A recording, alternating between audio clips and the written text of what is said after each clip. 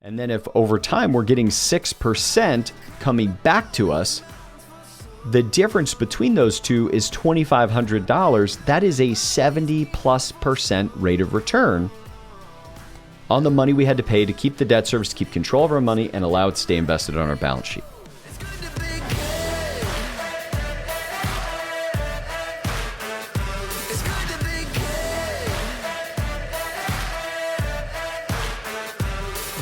Hello and welcome to Your Business, Your Wealth. My name is Paul Adams. I'm the CEO and founder of Sound Financial Group, and I'm joined, as always, by Cory. All he has to do to keep our podcast episode short is not let me use the restroom before we start recording. Shepherd, so good to have you. Great to be back. It is very true. I've just come to expect. We have a rule at Sound Financial Group that if Paul goes to the bathroom, we all go to the bathroom, because what'll happen is he'll go 2 times mid-meeting, and then all of a sudden we're ready at the end of the hour. We all got to go, and then he has no rush to get done or wants to keep talking, and then I'm in pain. So it's just like, if he goes, we all go. See, that's leadership. Anyway, I'm so excited for today. Today, we're kicking off the new series, the Asset Class Investing Series. And what we're going to do is talk about different kinds of asset classes and the way they impact your life and the differences that it can make in your financial future. But today we're going to be talking about that beginning piece that really hits most people's lives. People do it several times over their entire lifetime, and that's buying a house. And how much should we put down when we go buy a house? And as the chief compliance officer of Sound Financial Group, which I got that title because I was on vacation in Italy the day that they picked who that was going to be. I really need to stress, I probably am the better choice for it, let's be honest. But I really want to stress that no matter what you hear us say or things that we talk about, we're not at all recommending anyone take any equity out of their house to invest in the stock market.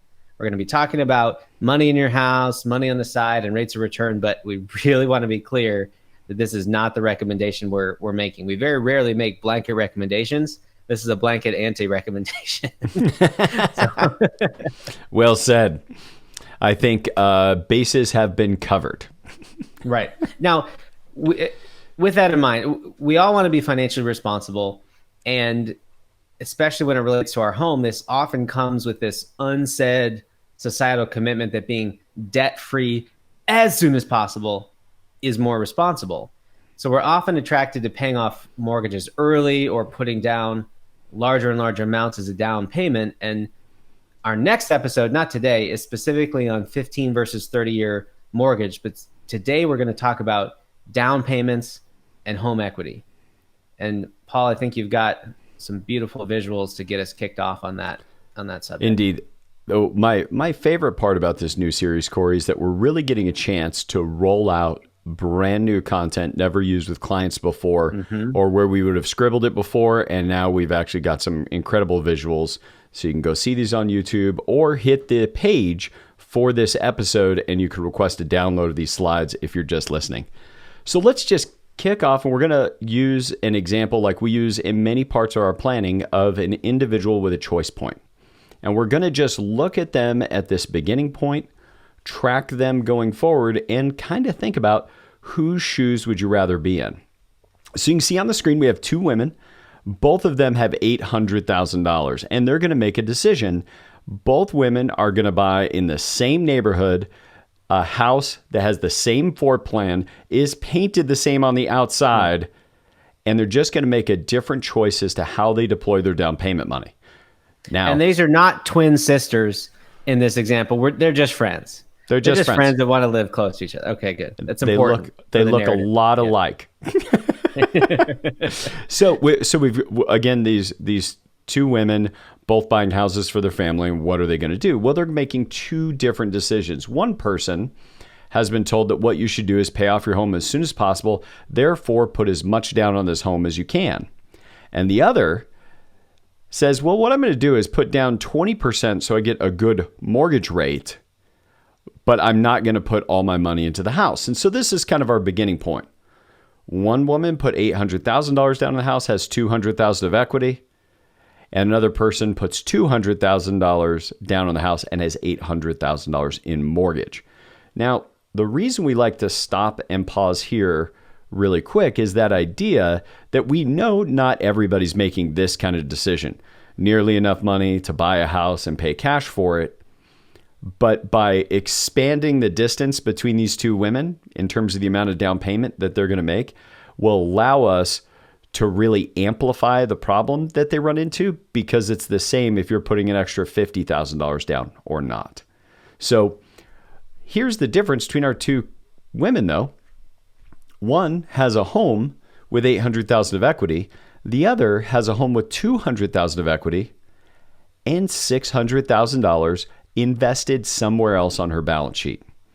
So to just kind of pause there for a second, Cory, when people first start thinking about this, what's one of the first things you notice happens to them just on an emotional experience when they're thinking about putting a lot of money down versus being the person on the right side of the screen who's kept control of their money?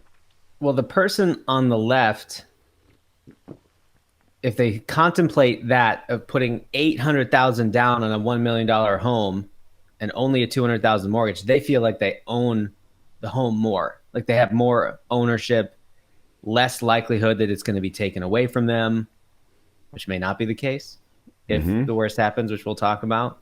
And the person on the right feels like they have more of a liability.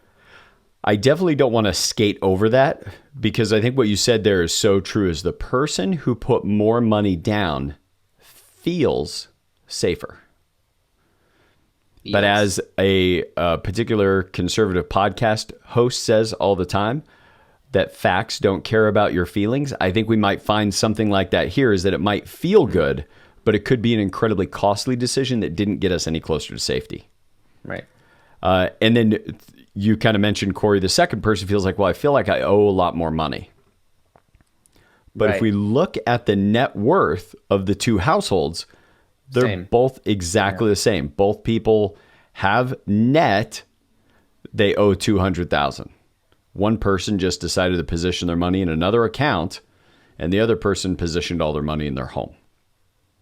Of course, the other piece that comes up, and we're not going to get super deep into it, this will be for the 15 versus 30, but they'll think about interest. Oh, well, I'm paying a lot more interest and payments on that $800,000 mortgage versus the person who only has a $200,000 mortgage. Agreed.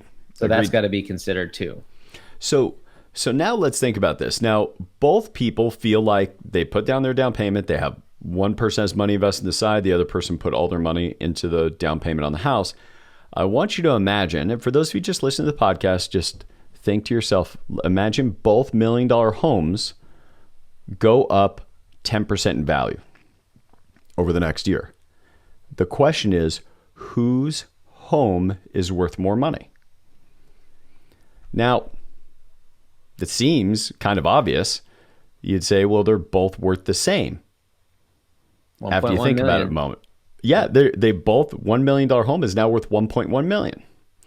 The person who had $800,000 of equity now has $900,000, and the person that had $200,000 of equity now has $300,000. Not to mention, now for all the math wizards out there, yes, it's a year later, so they would have been paying some amount on their mortgage, but gosh, in the first year, all mortgages are mostly interest anyway, so we're just kind of taking the round to keep the numbers the same for the sake of this example. And for everyone out there who's raising their hands like, but wait. Yes, you were right.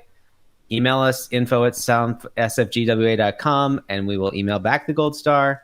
Happily want to recognize you for your mental math achievement. And incidentally, if you are one of those people who's struggling with this decision right now and you just want to jump on the phone with someone like Cory for 15 minutes, then reach out to us. We'll make sure that we can look at it as it relates to your situation since you invested the time listening to this episode. But the key is one person had $200,000 locked up in an investment. That's the person that put the lower down payment on. And the person on the left side of the screen put $800,000 down into this quote unquote investment, the home. And both of them got $100,000 of return. So what people do too often is they look at the 800,000 of equity and the $100,000 of return and they say, oh, see, easy math, that's 12.5%. I know, Cory, you didn't think I could do it that fast in my head. So no, actually, I know that you can do that in your head a lot faster than I can. And then, but then on the flip side, you'd say, well, the person with 200,000 of equity got a 50% rate of return. And both of those are totally incorrect. How I would have you begin to think about it, and this is a little bit of a, this could twist your mind a little bit if you've been one of those people that's as much equity in your real estate as possible. But the additional equity you have in the real estate actually produces no return. I'm going to say that again. The extra equity you have in your home, at best, may alleviate you having to pay some debt service. But in real outcomes, all the additional equity, when given the choice point of putting down 20%, or in this case, putting down 80%, you literally got no return on the extra $600,000 of equity that the person had who put down $800,000.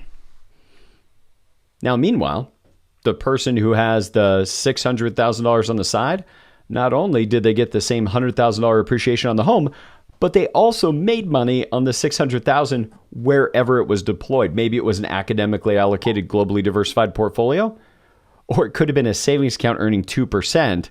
But needless to say, their home went up in value, and so did their money that was outside of the home. Now, and the reason what shows up for me, like, it's hard to be like, but it's worth more. I have more in there, 50% versus 12.5. But just like in the stock market, like, you're not actually realizing the gain until you're realizing the gain, meaning until you sell that investment at the end of the day, because it's all just a fugazi about what it's actually worth until someone writes you a check for it. And so that's the key, is that you haven't produced any rate of return yet. Yep, exactly right. Well, now, speaking of rate of return, this can also go the other way. You know, we're still in the midst of varying lockdown orders and reopening phases across the country with COVID-19, and we've not seen it impact the real estate market anywhere near like it was impacted in 2008. But let's just imagine for a moment that our home goes down in value. And how does that impact our two families? Well, one, the person that put $800,000 down, because the home dropped in value to $700,000, it is the homeowner only that absorbs 100% of the loss. Because, for lack of a better way of saying it, as you can see in the visual, the equity in your home sits on top of the debt. Meaning, the more equity we have, the safer we have made the bank. I'll say that again. And this is where it gets real good. The more equity you have in your home, the safer you've made your home for the bank. Okay, I'm going to come back to that in a moment, but I just want you guys to sit on that for a moment. The person Can I ask a question to put the question to sit with is, who's the higher rolling customer of the bank? The person who has $800,000 left on their mortgage, or the person who has $200,000 left on their mortgage? Yeah. Who's the VIP to the bank? Yep. Now, to the one on the right, we had a home that was worth $1 million. We had $200,000 of equity, and just like the other person, the equity, $200,000, was wiped out. Now we have a home that's worth $700,000, but we owe $800,000 on it. But on the shelf outside the home, we still have $600,000 of investments. Now, I'm, of course, occurring like we're not putting growth on either of those. This is to make the concept simple and easily communicatable. Over a podcast, an individual situation, we can have that conversation with you. But now let's think about this.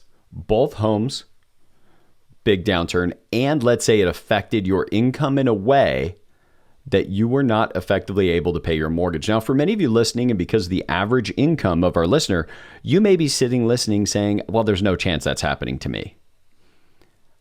Well, at least I think a lot of people would have said that 6 months ago. I think even the businesses that have not been significantly impacted by COVID-19, for all of us, it's given us a bit of that wake-up call of the robustness we need to build our businesses with, because some of you just dodged a bullet on COVID-19. You're maybe an industry you were going to expand into would have been worse impacted, things like that. And some of you, to metaphorically at least, that bullet hit you and you're doing your best to recover now. Yeah. All that to say, if that happens, your ability to pay the debt is now hindered. Here's the question. Who does the bank foreclose on first? Now, probably without all this other conversation, it would seem reasonable to say, well, the bank needs to foreclose on the bigger loan first, because that's more money that they need to be able to collect. But here's the problem. Banks are not in the business of owning real estate. They're in the business of accepting deposits and lending money. So the person with all the equity who has a hard time paying the mortgage goes into what has been told to Cory and I by the people who work in the special asset division of these banks. They call it the green pile. Now, I only know this because I had some executives in special asset divisions of banks who are clients. And they call it the green pile. Why do they call it the green pile? Because they can facilitate foreclosure, they can move through and have that home on the auction block as quickly as possible on the county courthouse steps. And all they have to do is give our first woman $1 more than what she owed. They're not even required to do that. They could sell it for less than what it's owed, but rest assured, the bank wants to get at least what they're owed on the home. And they just give you whatever's left over. Green does not mean good for the customer. That's exactly right. Case. Yes. Yeah. The green pile is green for the bank. We can foreclose and there's equity in the home. On the right-hand side of the screen, we have the person now owes $100,000 more than what the asset that the bank lent on as collateral. Remember, banks don't lend on your home. They lend against your future ability to earn an income. So now they say, now we need to call in our collateral because the original thing we lent against your income has been impacted. You can't make your payments. Oh, wait a second. This home, we owe $100,000 more than the home is worth. And so the homeowner calls in situation one with all the equity and says, hey, can you give me a little extra room? We put a ton of extra money down. We've made all our payments on time. Could we have some extra wiggle room? To which they would say, yes, you bet, all the way up to the end of the foreclosing procedure we'll give you. Right. And the person who has no equity now, owes $100,000 more on their home, calls the bank and says, hey, I'm real sorry. I can make some partial payments, or I can't make any payments for 2 months, but I hope to be back to work soon. Then I'm going to be able to make payments. And the bank will work with them. People in some of the hardest hit parts of the country during the mortgage crisis went without making mortgage payments, sometimes for over a year or more, negotiating with the bank and never being evicted from their home. All because they owed more than what the home was currently worth. Now, we're not in the habit of wanting to have people be over their head in debt on the home that they own. That is not a strategy to embrace. But right. When the worst things happen, like real estate values dropping, do you want to be the one that is more secure or the one that's more exposed? Because there's one little thing we haven't addressed about the second woman. She still has $600,000 sitting on the sidelines and may never need to go negotiate with the bank. You know, we did some quick math, and you could actually make your mortgage payment for like 14 years, even with no interest on the $600,000. Like, that's a lot of runway and wiggle room to find a job again, to stabilize your income again, to sell the house and move if that's what you need to do. That literally nearly every single way, the person with the more leveraged home is the one that's actually safer. Now, and that's really important because it might not be a black swan event that affecting the market. It might be a black swan event affecting you. And so what I think right before we do that, Cory, let's go to commercial, and we'll come right back for that. I was just trying to create the cliffhanger. That's what I was at. We're on the same page. Yeah. In that case, Cory, take us to commercial. All right. Stick with us, and we'll solve the mystery of the second black swan when we come back. Paul Adams here at Sound Financial Group. Are you curious what you can accomplish with our help? You're here enjoying the show. Our philosophy is helping you increase your effectiveness with money, and now we have a way to help you take another step on your financial journey. We have designed a financial inquiry call for you and the thousands of other listeners of Your Business, Your Wealth. This is a complimentary 15-minute conversation where one of our team members will ask you some key questions, understand your concerns, and if appropriate, schedule a time for further conversation with an advisor. If you look at the episode description, you'll see a link to schedule a call at a time that's least invasive for you. And even if now's not the right time for us to work together, we'll point you toward resources to help you in your financial journey. We always look forward to connecting with our listeners, and we look forward to talking with you soon. All right, welcome back to Your Business, Your Wealth, and our discussion of rate of return on home equity. So we were talking about these black swan events, but what if it's not one that affects the value of your home? What if it's one that affects the value of your income earning potential, a disability, a layoff, some kind of economic downturn that costs your job? Your home didn't go down in value. You still have all that equity, but who would you rather be in that position? Because to Paul's point before, even if you're the person with 800,000 of equity in your home, you made all those extra payments. If the bank, if you go to the bank with no job and no income potential and say, hey, can I have a break on my payment because I made so much more of a down payment in advance, I'm basically paid ahead, or I've made all my payments on time, can I have some extra wiggle room? They're going to say no. And if you say, okay, can I have a home equity line then to access some of that equity, which then you'll put back into paying your mortgage, they'll say no. And you'll find out really quickly that even a home equity line of credit, the bank is not lending with your home as the backing. It's your future income as the backing for that loan.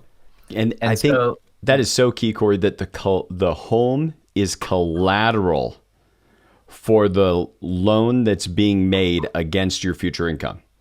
Right. Your personal car is really terrible financial collateral. What a lot of people don't realize, same with the home, it's actually a social agreement that they're holding you to, because like, okay, bank, have my car, but it's the embarrassment of the tow truck coming. It's the embarrassment of the foreclosure notice that really societally makes this work. Because the bank's not making money when they take back your home or take back your car. They're at best breaking even. And Paul, I think it's worth talking about how banks make money to finish up this conversation, because that'll really connect these dots about what's going on behind the scenes. Indeed. So what I want to do, we don't need to be looking at the screen right now. We can just talk, Cory and I, with all of you. One of the things that happened years ago, I got a chance to interview one of the top heads of credit unions nationwide. And not off the record, but just a little bit of side conversation after. He and I were talking, and he said, man, we really try to do everything we can to help our members be more financially responsible at the credit union, build future financial lives, etc. He said, but as a credit union or as a bank, we have this kind of fundamental incentive that works against people's financial security. And I said, what's that? He said, as banks, and this was one of the most elusive yet totally obvious things. He says, as a bank, we only make money if we lend. Which of course hit me like a ton of bricks, that all the deposits and interest they pay on the deposits are an expense item for a bank. They're not the asset. The asset is the money that they lent. And so we're going to talk a little bit about how banks make money and how the differential in interest rate works, and then how that applies to you, so you can look a little bit differently at how a bank talks about lending you money. And it's even going to change how you listen to the next couple of episodes where we talk about real estate and using lending inside of real estate. So with that, let's kind of jump on this little example. Here's a simple example of money to bank. The outflow that they pay on, say, 100,000 of deposits is 0.5% interest that they're paying. That's my savings account. Yep. Right. And then they're going to lend that out on a mortgage. And let's just say they get a 30-year fixed mortgage that they've lent out to somebody, and they get 3.5%. Now, here is the quick math that we all do. And in fact, early on, being taught by big box financial retail when I started in this career over 20 years ago, I know I don't look that old, but I feel older every day. Underneath the beard. The grays on the inside. The grays on the inside. You got to keep it in the core. That we look at that and say, oh, it's just 3% difference, 3% rate of return. Now, banks don't open locations all over the world, have secure websites, thousands and thousands of employees on 3% rate of return.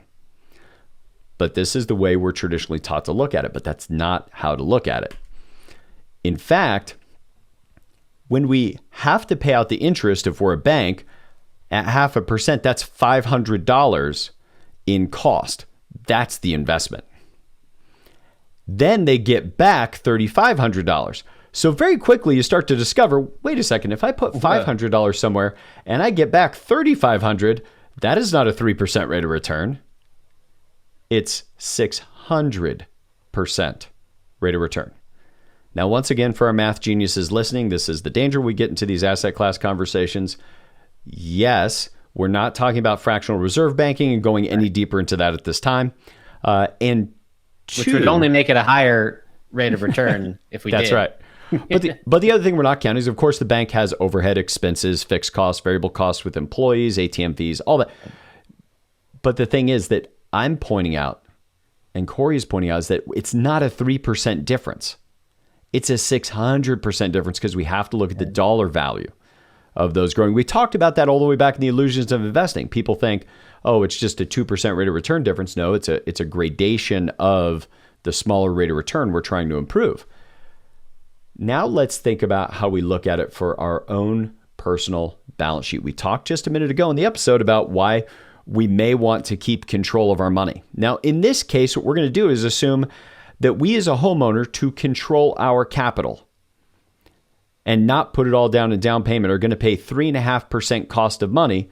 Using our example of that family, an extra $600,000, but we're only going to analyze $100,000 of it, just like we did the bank. And we look at the fact that we pay 3.5% and then we hope to get 6% in our investments. That's the example here. That's a 2.5% rate of return. And people look at that all the time and say, it's not worth it. It's just not worth it. I'd rather just put the money down on my house.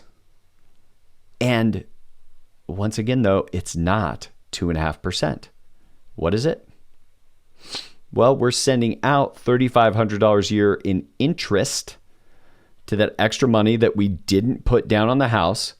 And then if over time we're getting 6% coming back to us, the difference between those two is $2,500. That is a 70+% rate of return on the money we had to pay to keep the debt service, to keep control of our money and allow it to stay invested on our balance sheet. So if you're only getting 0.5% in a savings account, you're used to getting 6, 7, 8, 9 in a market-based investment account, that the spread doesn't even have to be that big to be a compelling alternative between the two. Exactly right, Cory. You could see that you could narrow this down. You could do the math yourself. Right. Narrow your return down to 4 or 5. It's still not a 1.5% rate of return because it's money that we weren't going to control anyway. Money that provided no return if we locked it up in home equity. All it did was alleviate our cost of interest. And just like a bank, your return can be well in excess of the simple math differential and difference between what you're paying for money and what you're getting as return on money.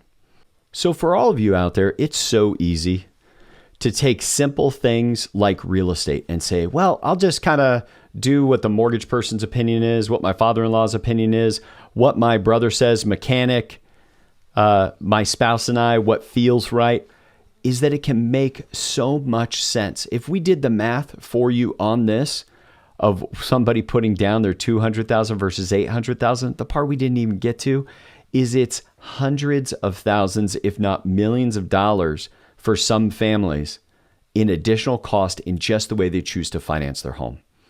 And it's not because the mortgage professionals don't know what they're doing. It's not because your CPA doesn't know. It's because there's none of those advisors who are seeing all the moving parts on your already existing chessboard up until now. And these little moments of efficiency get found by having a coach. Even the best golfer in the world cannot see their own golf swing. That's what we want to be able to do, is come alongside you in these podcasts, give you a little bit different look at something you're dealing with your money on. And then if appropriate, it resonates with you, reach out to us. We'd be more than happy to help you, come alongside you and help you make some of these decisions to get your financial life as close to optimal as possible, get you closer to definite financial independence to fund your work optional lifestyle. Now, we always encourage you, share this episode with somebody. Do go on. It makes a difference. Do a review of this podcast on iTunes. Take the time. Send us that review. Take a screenshot of it. We'll send you a copy of Your Business, Your Wealth. We have that upcoming book is going to release soon. We're going to keep you all up to date. In the meanwhile, we're waiting for that one. You can request Sound Financial Advice or Cape Not Required. But anybody who does a review of our podcast now, sends us that screenshot, will not only get a copy of Sound Financial Advice or Cape Not Required, but you're also going to go on the list and we're going to send you a free copy of Your Business, Your Wealth as soon as it's out. So from myself, from Cory, from the entire team here at Sound Financial Group, we hope that this has been a contribution to you being able to design and build a good life. Hey guys, so glad you could tune in and watch that video. I want to remind you to subscribe, be sure to hit the notification bell so you can get the latest piece of financial knowledge we release. And don't forget, go to Amazon, get a copy of Sound Financial Advice. Why? Because it'll make you better looking and smarter.